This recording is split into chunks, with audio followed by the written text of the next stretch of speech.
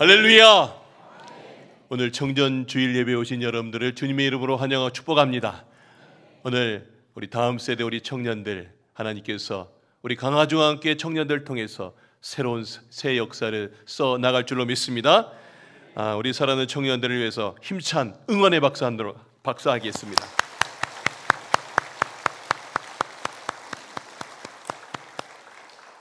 네, 오늘 할렐루야 찬양대에 귀한 찬양 감사합니다. 시온관악대의 귀한 연주 감사합니다. 하나님께서 귀하게 받으신 줄로 믿습니다. 오늘부터 2주간 부르심과 결단 사이에서라는 시리즈 설교를 2번 하겠습니다. 오늘 청년주일을 맞아서 그날 겉옷이 툭 떨어졌습니다 라고 하는 제목으로 말씀을 전하겠습니다. 한번 쫓아갈까요? 그날 겉옷이 툭 떨어졌습니다. 혹시 여러분 살면서 이런 말 들어보셨는지요? 하나님께 삶을 드리십시오. 전부를 걸어야 합니다. 이제 결단할 시간입니다. 듣기만 해도 마음이 조금 부담스럽지 않으셨나요? 제가 아마 목소리에 핏대를 세우고 이런 얘기를 참 많이 하는데 아마 이런 생각들 하진 않으시나요? 좋은 말이긴 한데 꼭 그렇게까지 해야 하나? 나는 그냥 지금처럼 믿고 살면 안 될까? 예, 하나님을 믿고 예배도 드리고 교회도 잘 다닙니다. 하지만 마음 한구석에 이 전부는 어렵다라고 하는 이 마음이 혹시 여러분 안에 있지는 않으십니까? 왜냐하면 그 전부 안에는 내가 붙들고 있는 소중한 것들이 있기 때문입니다. 그런 우리들에게 하나님이 어느 날 아주 조용히 여러분 각자에게 다가오시죠. 마치 오래전부터 기다린 순간처럼 설명 없이 그러나 분명하게 우리의 삶 한가운데 무언가를 툭 내려 놓으실 때가 있습니다. 그 순간 인생의 방향은 틀어지죠. 그 인생은 결단의 자리로 나아가고 새로운 삶의 방향으로 나아가게 됩니다. 저 역시 그 부르심의 순간을 지나 이 자리까지 왔습니다. 아마 여러분들도 평생 불자의 삶을 살다가 평생 무당집에 가서 내 삶에 이런 거 저런 거 물어봤던 그 삶 속에서 어느 날 갑자기 여러분에게 주님이 찾아오셔서 무언가를 툭 내려놓고 갈 때 말입니다. 오늘 본문에도 그런 한 청년이 등장합니다. 바로 자기 삶을 묵묵히 살던 젊은 청년 엘리사입니다. 어느 날 그의 앞에 영적 거인 엘리야가 나타나서 아무 말 없이 그의 어깨 위에 겉옷 하나를 툭 던지고 갑니다.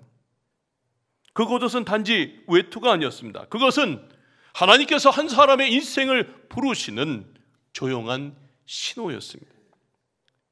자, 그리고 지금 저 성경 속에서만이 아니라 오늘 이 예배 시간에도 하나님이 누군가의 인생 가운데에 조용히 찾아오셔서 겉옷 하나를 툭 던지실 겁니다. 여러분 모두에게 이 하나님의 부르심 가운데에 이제 그 부르심 앞에 아멘하고 여러분의 인생의 삶을 바꾸고 그래 내가 더 하나님 앞에 귀하게 쓰임받으랴 결단하는 이 시간 되시길 주님의 이름으로 축원합니다. 첫 번째 메시지입니다. 대단했던 스승 그러나 무너졌던 사람입니다. 한번 따라합시다. 대단했던 스승 그러나 무너졌던 사람. 자, 이제 한 인물을 만나봅니다. 그의 이름은 엘리야입니다. 이름이 좀 헷갈리죠. 엘리야, 엘리사. 엘리야가 스승입니다. 이 엘리야는 한마디로 말하면 하나님의 이 불을 들고 다닌 영적 거인이었습니다. 어느 날 그는 왕 앞에 서서 이렇게 선포합니다. 열왕기상 17장 1절입니다. 여호와의 이름으로 맹세하노니 내 말이 있기 전에는 이 땅에 비 한 방울, 이슬 한 방울도 내리지 않을 겁니다. 왕 앞에 갑자기 나타난 엘리야가 이 말을 합니다. 정말 그 말 한마디로 무려 3년 반이나 하늘이 닫히고 비 한 방울이 하나도 내리지 않았습니다. 정말 온 나라가 그 한 사람을 두려워하게 되었습니다. 엘리야는 그 시대의 어둠을 향해 홀로 맞서 싸우는 주의 종이었습니다. 하나님의 사람, 영적 전쟁의 최정선에 서 있던 영적인 인물이었습니다. 그리고 어느 날 그가 갈멜산에 올라갑니다.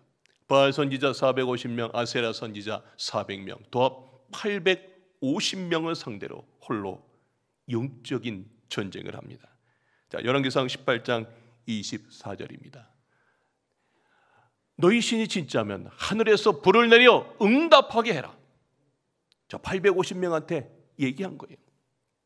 자, 그리고 엘리야가 이렇게 선포합니다. 내가 부르는 하나님께서 불러 응답하신다면 그분이 참 하나님이다.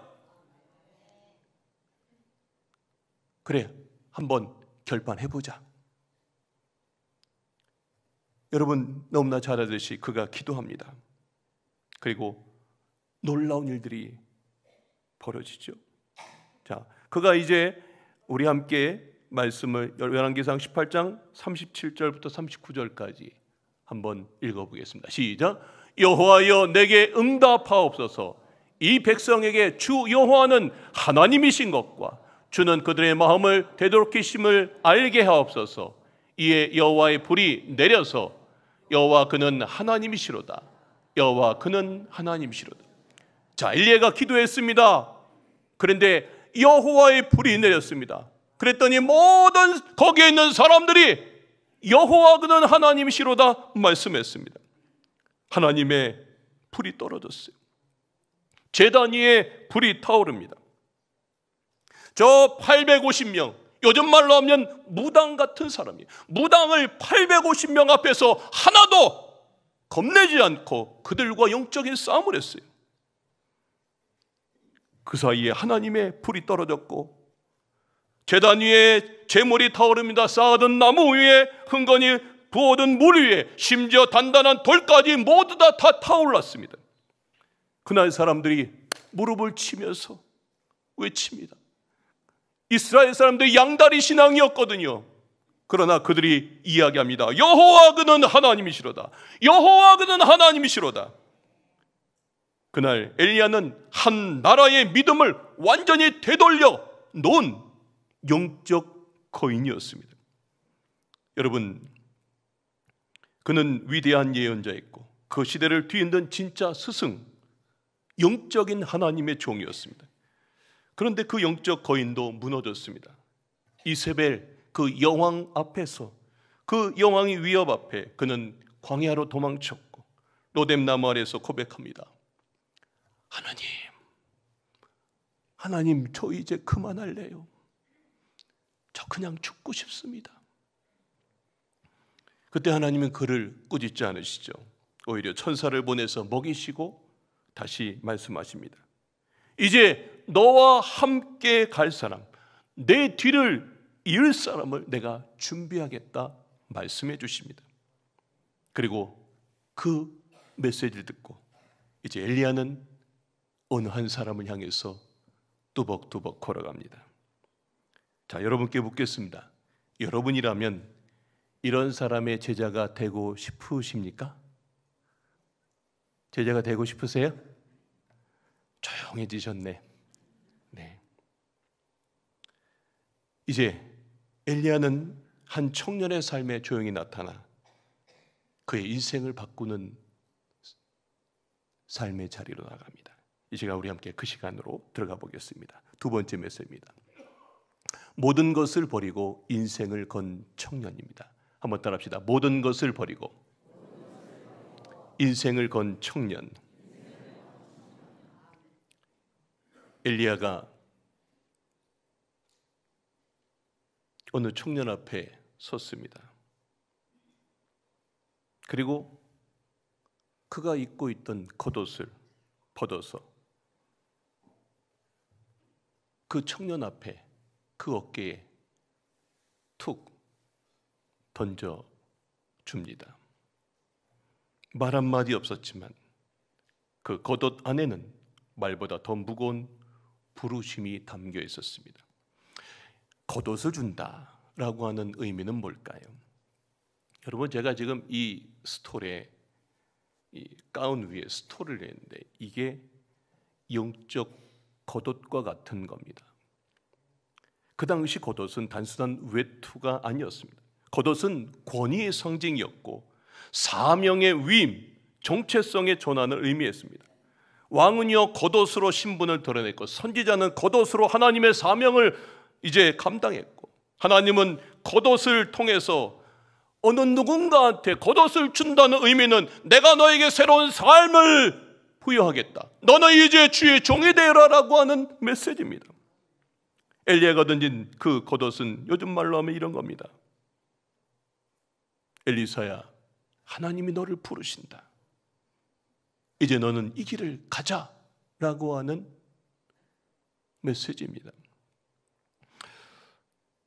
여러분, 그 순간 엘리사의 마음속에도 수많은 감정이 교차했을 것입니다. 얼마나 놀랐을까요? 그리고 얼마나 두려웠을까요? 그리고 얼마나 망설였을까요? 그가 이렇게 말합니다. 20절에 보면 제가 부모님께 작별 인사만 하게 해주십시오 라고 말합니다. 그 짧은 말 안에 수많은 갈등의 시간이 있었을 것입니다. 하나님의 부르심이라는 걸 알면서도 쉽게 떠날 수 없는 현실이 그의 삶 가운데 있었을 겁니다. 가족, 책임, 안정된 삶, 너무나 소중한 것들이 그를 붙잡고 있었을 것입니다. 저도 그랬습니다. 제가 신학교 가겠다고 처음 부모님께 말씀드렸을 때 저희 부모님은 단호하게 거절했습니다. 성겸아, 내가 우리 담임 목사님을 봐서 아는데 목사의 길은 너무 힘들다. 그냥 평범하게 살아. 믿음 잃지 않고 그냥 교회 잘 다니면 그걸로 충분하다니. 무엇보다 넌 조금만 더 공부하면, 넌 공부도 잘하니까 경영학교 가서 돈도 벌어. 넌 장남인데 왜 하필 목사니? 우리 집이 얼마나 가난한지 너도 알지 않니? 네가 돈 벌어서 이 집안을 일으켜야 할, 넌 장남이야. 저는 그 말씀이 너무나 이해됐습니다. 저희 집은 정말 가난했었거든요. 그래서 부모님은 더 그러셨던 것입니다. 저 하나가 집의 희망이었고 기댈 유일한 기대치였습니다. 그래서 그 부르심 앞에 저는 쉽게 결단하지 못했습니다. 망설였습니다. 계산했습니다. 눈물도 흘렸습니다. 내가 이 길을 가면 우리 부모님은 누가 책임지지? 내가 정말 감당할 수 있을까? 하나님, 왜 하필 접니까? 왜 저예요? 여기 대단한 많은 분들이 있는데 왜 저냐고요? 결국 저는 결단했습니다. 부모님의 기대와 집안을 일으켜야 한다는 책임을 다 내려놓고 하나님의 부르심을 따라 신학교에 들어갔습니다. 하지만 현실은 녹록하지 않았습니다. 목회를 시작하고 나서도 제 사례비로 부모님을 매달 돌보는 일조차 쉽지 않았습니다. 첫 목회지 나가서 한 달에 30만 원, 그것으로 제 아내와 아이들을 어떻게, 그것 갖고도 쉽지 않은데 제 부모님을 어떻게 도와줄 수 있겠습니까? 죄송했고 마음이 무거웠고 늘 제 마음속에 부담이 있었습니다. 그럴 때마다 저는 이렇게 기도했습니다. 하나님, 저를 부르신 분이 주님이라면 제 부모님도 주님께서 책임져 주시옵소서. 난 이 너무 무거운 이 인생의 짐, 나 이거 정말 힘듭니다. 그런데 하나님이 응답하셨습니다. 지금 지나온 모든 삶을 이렇게 뒤돌아보니 놀라운 일들이 많이 일어났었습니다. 아버지께서 암에 걸리셨을 때 병원에 입원하셨어요. 치료가 다 주의 은혜 가운데 맞춰졌습니다. 그런데 치료비가 걱정이었습니다. 그런데 월남 참전용사의 병원 기록을 제출했더니 이렇게 말했습니다. 이건 전쟁 후유증으로 생긴 질병입니다. 돌아가실 때까지 매달 넉넉한 생활비를 드리겠습니다. 얼마 전에는요, 고관절 수술로 병원에 입원하셨는데 병원비가 2천만 원 나왔습니다. 그런데 실제 청구 금액은 0원이었습니다. 국가에서 다 대주는 것으로 끝이 나버렸어요. 그 순간 저는 깨달았습니다. 하나님이 내 삶에 쟁기를 붙들고 계시는구나. 제가 내려놓은 쟁기, 내가 이걸 내 부모님을 어떻게 해야 되나? 내 부모님의 삶, 제 미래, 내 계획, 내 안정, 이런 모든 것들을 놓고 나는 그저 기도했을 뿐인데 하나님은 여기에서 기도한 내 삶의 기도를 저쪽에서 내 부모의 삶, 내 인생의 모든 인생의 미래까지 책임져 주시고 그 모든 길을 역사해 주신 줄로 믿습니다. 하나님은 이런 하나님이세요. 우리의 모든 삶을 내려놓고 나는 이제 어떻게 해야 되나 걱정하고 있을 때 아니요, 하나님은 우리의 모든 삶을 책임져 주시는 하나님이신 줄로 믿습니다. 사랑하는 여러분, 혹시 여러분도 지금 그런 자리에 서 계신가요? 이 사역 내가 맡아야 하나? 이 길이 하나님 뜻일까? 결단해야 하나? 아니면 조금 더 기다려야 되나? 아마 여러분들의 삶 속에 많은 인생의 목회자가 아니어도 하나님이 부르시는 삶의 자리가 있습니다. 하나님은 매 순간 여러분의 인생 가운데 문을 두드리세요. 나라의 삶의 자리 속에서, 많은 삶의 자리 속에서 때로는 말없이 툭 떨어진 그 겉옷 하나처럼 우리 마음 속에 아무개 집사야, 아무개 권사야, 아무개 장로야 하면서 우리 마음 속에 주님이 부르세요. 누군가 툭 던진 말 한마디, 예배 중에 들은 설교의 말씀 그 한 문장, 일주일 내내 그 문장 한마디가 계속 떠나지 않아요. 그래, 계속 마음을 두드리는 삶의 많은 주님의 부르심들, 아마 여러분 삶 속에도 주님이 여러분에게 겉옷을 툭 던지는 그런 일들입니다. 여러분, 오늘 이 본문을 잘 들여다보면 엘리사가 부모님을 만나고 돌아옵니다. 아마 저와 같은 어떤 시간들이 있었을 겁니다. 그리고 엘리사가 다시 밭으로 돌아와요. 그리고 자기가 기르던 소를 바라봅니다. 그리고 쟁기를 바라봅니다. 이건 단순한 농기구가 아닙니다. 요즘 말로 말하면 엘리사의 직장이고 미래를 위한 미천이고 종잣돈과 같은 것이었습니다. 12결이, 이 12결인 한 결이가 두 마리를 묶는 거예요. 그러니까 한 결인 두 마리예요. 그 12결이면 소가 몇 마리예요? 24마리예요. 청년에게 24마리의 이 모든 것이 있었던 건 그의 부모가 모든 것들을 물려준 그의 인생이었고요, 그의 앞길에 미래와 같았던 삶의 종잣돈과 같은 것이었어요. 그의 직장과 같았던 것입니다. 자신의 미래의 안전과 같은 것이었습니다. 그런데 그는 결단합니다. 오늘 본문에서 가장 중요한 결단의 장면 한번 보겠는데요, 화면 한번 보여주시기 바랍니다. 자, 19장 21절 우리 다 같이 한번 읽겠습니다. 시작. 엘리사가 그를 떠나 돌아가서 한 결이소를 가져다가 잡고 소의 기구를 불살라 그 고기를 삶아 백성에게 주어 먹게 하고 일어나 엘리야를 따르며 수종 들었더라. 참 대단합니다. 엘리사가 결단해요. 자, 떠나서 돌아갔어요.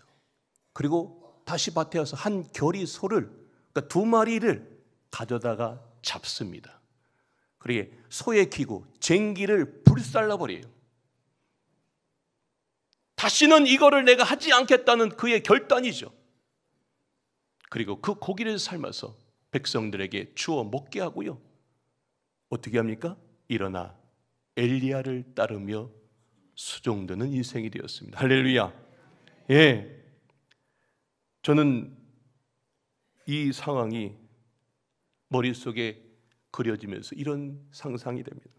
그건 단순한 식사가 아니고 결단의 예배였습니다. 나는 이제 이 길을 걸어가겠습니다. 다시는 내가 이 길을 걷지 않고 이 하나님의 길을 걸어가겠습니다. 그날부터 이 엘리사를 누가 책임져 주셨을까요? 하나님이 그의 인생을 책임져 주신 줄로 믿습니다. 그래서 저도 그렇게 걸어왔고요. 엘리사도 하나님께서 그 모든 삶을 책임져 주셨습니다. 그의 모든 인생을 잘 들여다보시오.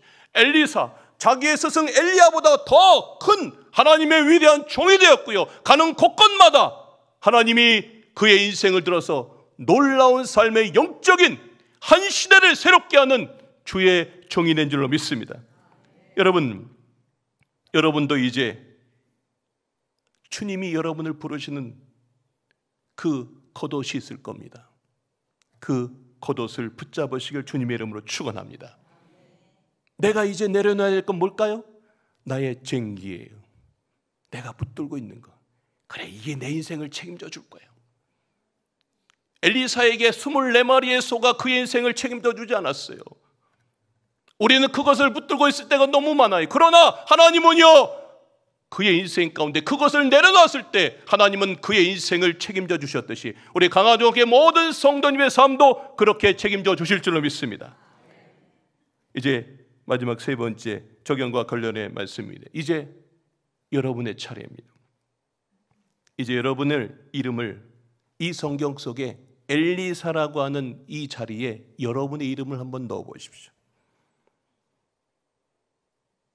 소를 버리고 쟁기를 태우고 익숙한 밭을 떠나고 그는 새로운 길을 갔어요. 왜요? 하나님이 부르셨기 때문입니다. 화면 한번 보이시죠. 지금 여러분에게 떨어진 그 겉옷은 무엇입니까? 혹시 자꾸 마음에 떠오르는 부담감이 있으십니까? 미뤄온 사역, 외면한 기도 제목들, 계속해서 생각나는 어떤 그 이름, 우연히 듣게 된 설교, 예배 중에 울컥했던 그 장면들, 거기 어쩌면 하나님이 여러분에게 여러분의 어깨에 툭 던져진 겉옷과 같은 여러분의 삶의 부르심입니다. 하지만 우리는 여전히 쟁기를 붙들고 있을 때가 많습니다. 이 회사가 나를 책임져 줄 거예요. 이 길이 나 인생을 책임져 줄 거예요. 지금은 때가 아니야. 조금만 더 기다려야 돼. 저도 그랬습니다. 하지만 불태우기 전에는 길이 열리지 않습니다. 계산이 끝난 뒤에 오는 부르심은 없습니다. 믿음이 시작될 때 부르심은 움직이기 시작됩니다. 너무 오래 저울질하면 그 기회는 오지 않습니다. 여러분, 이제 여러분의 인생 가운데에 내가 그동안 붙들고 있는, 하나님이 아는 내 인생에 붙들고 있는 그 모든 것들을 다 엘리사처럼 불태우시고 내려놓으시고 믿음으로 하나님을 믿고 한 걸음 한 걸음 나아가시길 주님의 이름으로 축원합니다. 엘리사가 그렇게 했어요. 그날 이후 하나님이 그의 인생을 책임져 주셨고요, 그의 인생에 새로운 삶의 획을 긋는, 또 이스라엘의 놀라운 하나님의 역사를 그를 통해서 이루셨습니다. 오늘 저는 중요한 건 이겁니다. 오늘 이 말씀 듣고 아멘 하고 끝나면 안 돼요. 오늘 여러분의 인생 가운데 삶의 자리에서, 내가 광야에서, 내가 삶의 직장에서, 내가 학교에서, 어떤 삶의 자리든 하나님이 여러분을 부르셨습니다. 그 자리에서 하나님이 원하시는 그 일들을 감당하시길 주님의 이름으로 축원합니다. 내가 내 걸 내려놓을 때요, 하나님이 그때서부터 여러분의 삶을 책임져 주신다고요. 이 성경 말씀이 그저 옛날 이야기가 아니고 그 하나님은 살아계시고 그 하나님은 오늘도 우리의 삶을 이끄시는 하나님이신 줄 믿습니다. 여러분, 이제 여러분 차례입니다. 계속 안전한 밭에 남아 계시지 마십시오. 결단하십시오. 모세는 광야에서 떨기나무 앞에 멈춰섰고요. 사무엘은 한밤중에 주여 말씀하옵소서 하고 응답했습니다. 바울은 다메섹 길에서 인생의 방향을 바꿨고요. 웨슬리는 그 마음이 뜨거워지는 밤을 지나서 그의 인생을 새롭게 하는 놀라운 주의 종이 되었습니다. 결단 없이는 변화도 없습니다. 불태우기 전에는 길이 시작되지 않습니다. 오늘 이 자리에서 이렇게 고백하십시다. 화면 한번 보십시오. 주님, 쟁기를 놓겠습니다. 겉옷을 붙잡겠습니다. 우리 한번 같이 따라하겠습니다. 주님, 쟁기를 놓겠습니다. 겉옷을 붙잡겠습니다. 아멘이십니까? 하나님 오늘도 여러분을 부르십니다. 목회자만 부르는 게 아니에요. 여러분을 통해서 새로운 이야기, 새로운 역사를 지금도 써 내려가십니다. 이제 강화중앙교회 그 새 역사를 여러분의 삶 가운데 차곡차곡 채워나가면서 우리 강화중앙교회 새로운 새 바람이 불기를 주님의 이름으로 축원합니다.